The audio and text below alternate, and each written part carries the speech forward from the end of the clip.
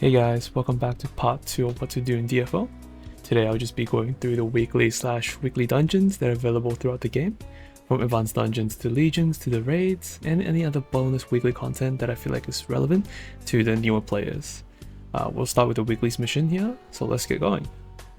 Frankly, there isn't much to cover here, besides the fact that you should absolutely complete this, solely for the fact that you can get this White Ocean Advanced Dungeon ticket. This ticket gives you an extra run, as you can see in Solidaris and White Cloud Valley, which is two dungeons I'll cover down the line, but they're just very important, so you should absolutely aim to finish this and get this ticket so you can get that bonus run on your main. That's basically it for the weekly missions. There's not much to really say about it, so the next thing we'll move into is just legions. Let's go. So what are legions dungeons? They're basically mini raids that are just a dungeon with the main focus of fighting bosses with their own unique mechanics and movesets with different levels of difficulties and entry fame. Starting from Iceman to Hall of Dimensions to Dusky Island, the main purpose of these legion dungeons are for the accessory fusions, along with any materials that will help you level up your character's fame. I'll explain the dungeon rewards with a little bit more detail here, starting with Iceman here. Iceman or Ispin, not too sure how to pronounce it, is a 4-boss dungeon where you'll be fighting 4 humanoid dragons, namely Ashkor, Numak, Itranok, and Nasa. It's the easiest/earliest Legion dungeon you'll unlock with the entry fame of 33,043, all the way up to 38,243 for the highest recommended fame difficulty. As mentioned before, the main focus here is to get accessory fusions. As you can see, there's 5 different sets you can choose from. Depending on your build, you may choose a different fusion, but the general recommendation is that you'll mix between the Empyrean set and the Black Dragon set. With the release of Dusky Island, you'll replace these fusions down the line, but doesn't mean you should skip running this content, as the shop still holds decent rewards such as enchantments, legendary cards, and equipment that you can either feed or funnel to a different character to improve account progression. Furthermore, these equipments can be upgraded to boost fame if you don't get the new Dusky Island fusions, with Sion material that can drop when you run Dusky Island. And that'll pretty much wrap up Iceman, and there's not much else to say, and we'll move on to Hall of Dimensions here. HOD, or Hall of Dimensions, is the next step up in terms of Legion dungeons, where you'll fight 3 bosses every week from a pool of 5. You have Karen the Gatekeeper, Fount of Abyss, Morris the Primordial Fear, the Lady of Light, and He Who Hit the Dew. The entry fame is 38,095 all the way up to 42,067, and every week you have to face up to 3 bosses, with the last boss having an extra difficulty if you choose so, where there's an extra phase of the boss with extra rewards. Similar to Iceman, the reward for clearing HOD is accessory fusions. As you can see here, there are 5 sets with various stats and effects, and just like before, it will depend on your build to choose what fusions to go for. But the general recommendation is to choose the Abyssal Concentration set, as it's the most flexible option. And that'll pretty much wrap up HOD, or Hall of Dimensions, and we'll move on to the newest Legion dungeon, Dusky Island. Dusky Island, released alongside the 9th anniversary, is the newest and most difficult Legion dungeon as of this recording, and with an entry fame of 50,248, you'll be fighting Largo the Betrayer in 3 different forms, and a 4th form that's only available if you're able to beat his first 3 in the hardest difficulty. Just like Iceman and HOD, you get accessories fusions here, and they'll eventually replace all 6 slots. I can't recommend any of them yet because I've not used them or obtained them, but I suggest you look into DFCat or asking around the communities for any suggestions if you are the lucky one to get these early. However, to get these new fusions, you need to clear Dusky Island on C3 or 4 and do not drop from C1 or 2, which is why I heavily recommend everyone attempt C3 despite being on entry level fame, as the timer is on 60 minutes and you have infinite retries. I do think it's worth the extra time and investment to clear it at C3 instead of C1 or 2. Otherwise, the rewards for the other levels are as follow. C1 will only drop your normal or custom epics, and C2 has a chance to drop Sion upgraded Iceman HOD fusions, and like I mentioned before, C3 and 4 can drop Dusky Island fusions. All the levels will drop materials to upgrade your current fusions into Sion, but only C3 and 4 has a chance to drop the new fusions. If you do drop a new fusion, but it's not the one you wanted, you can use materials to buy crystals to change it to the one you want at the NPC Chief Burners. And that will pretty much wrap it up for Legion dungeons as a whole. I highly recommend you guys clearing this every week, as there's still some rewards I haven't mentioned yet, but we'll do so soon. But first, let's move into raids. Raids are full 12-man sized raids.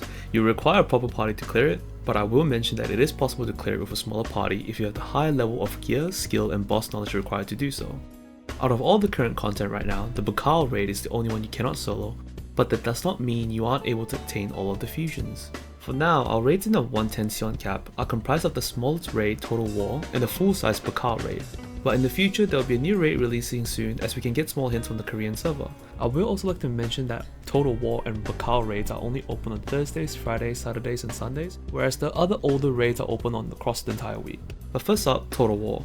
The entry fame requirement for Total War is only 34,308, meaning that it's actually lower than some of the Legion dungeons. The reason behind that is because Total War is only a sample of Bakal and can technically be compared to a Legion dungeon, where there's only 3 bosses compared to the 14 or so bosses in Bakal. Namely, you'll fight Berserk Dragon Hisma, Ice Dragon Skasa, and Death Dragon Spirazi. The rewards may be smaller, but I believe it's still sufficient enough to progress if you're a solo player in the current update.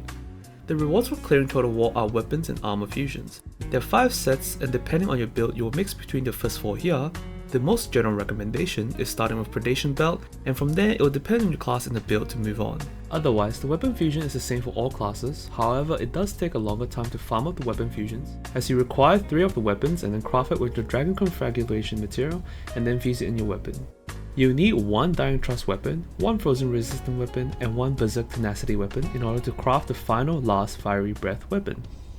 If you are a solo player, you might find that the Dragon Conflagration might take a while to get as Total War only drops 10.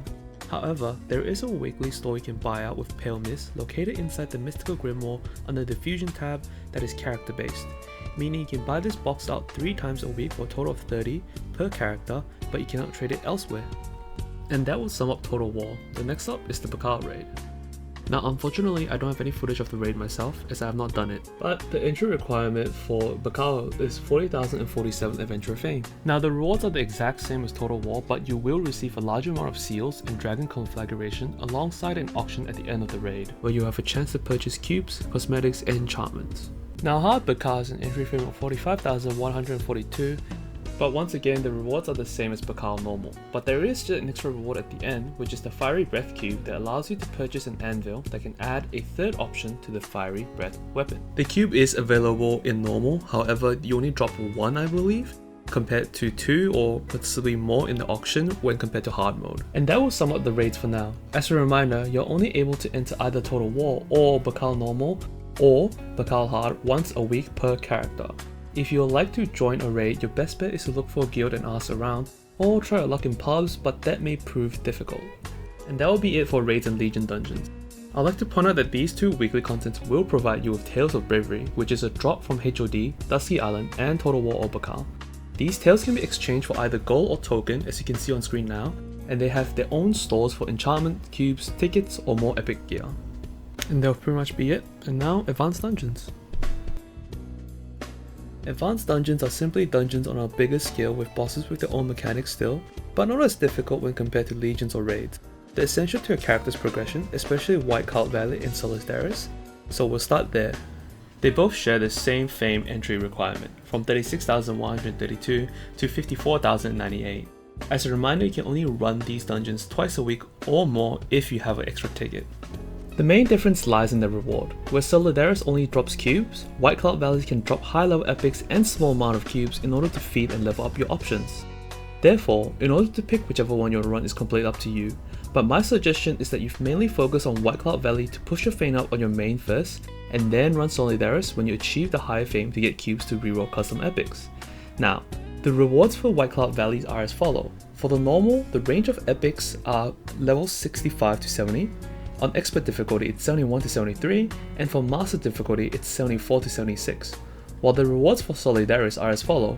On normal, you'll only receive 7 cubes, on expert 9 to 10 with a chance for a 1-lock cube, and on master you'll receive anywhere from 12 to 20 cubes with a chance of either a 1-lock or 2-lock cube, but the bosses themselves may drop 1 or 2 extra cubes. I will also mention that both of these dungeons will drop a material called a Dim Floating Stone that has a quest where if you collect 1,000 of them, you can trade it in for a piece of mist gear. Now that will pretty much wrap it up for Advanced Dungeons. There are still old Advanced Dungeons, but I don't recommend you run them unless for very specific reasons, such as gearing an alt, or you're new to the game and you need certain pieces of epic, or you don't have the fame to run Solidaris or White Cloud Valley, because they take a very large chunk of your FP bar. However, if you do have the spare FP and character, you might choose to run Noblesse Code, not Noblesse Code Dusk, which requires 4 characters and a certain average frame threshold in order to run it. This will consume 60 FP from the character you enter with, so enter with the low fame character. And at the end of the dungeon, you can allocate a range of epics from about 9 to about 12 epics to disassemble for epic souls, which is really good because you can change them into power essence. Now if you want to run the dungeons, by all means do it. It definitely serves as a gap closer, but I wouldn't say they're a necessity besides White Cloud Valley and Solidaris. The old dungeons do serve a purpose of completing your fixed epic builds if you're starting from an off-event character and need to manually collect the gear. Or if you're just starting a new character and you want to start new builds and stuff like that, then yeah, you can run the dungeons to collect those epics. And that'll pretty much sum it up for all the advanced dungeons, and we'll now move on to the last very important weekly content, which is aptly named Codename Gaybolg. Codename Gaybolg is a 4-boss weekly dungeon that you have to complete in order to get materials to upgrade your insignia, which is very important as it is both a fame bump and a damage bump. The dungeon itself is not too difficult as it has a starting fame of 31,489 all the way up to 47,477.